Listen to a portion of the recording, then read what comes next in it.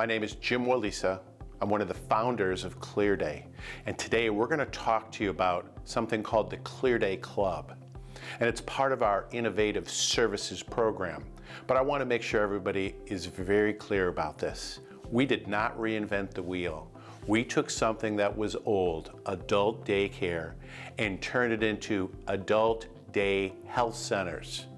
And we're going to talk a little bit about the demand for this, our costs associated with us, and how it's so consumer friendly. But before I go there, I want to talk about our mission statement.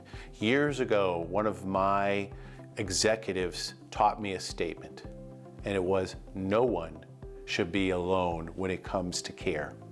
What I'd like to do now is introduce that executive to you, and she has been in the care business for decades. She is degreed and trained as a social worker. She's worked in assisted living, skilled care, nursing care, you name it, she's been there. And just this morning I asked her, do you consider yourself a social worker? And I'll let her answer that question. Linda Carrasco. Our mission statement, no one should be alone when it comes to care. That's what we believe at Clearday Clubs. So when you come to Clearday Clubs, we do an individualized therapeutic care plan where we can look at socialization, the health aspects, to know our clients and know what they need to get through the day. Our goal is to keep people independent, active, so that they can stay at home longer. The socialization and the engagement is so very important, because if you don't have that, you're not going to be able to continue on. We even work with the activities of daily living, where we're looking at their nutrition for their special diets that they may be on. We look at medication management. We look at their activities of daily living, which is nutrition, toileting, transferring, helping them with their dressing and their grooming if they need that.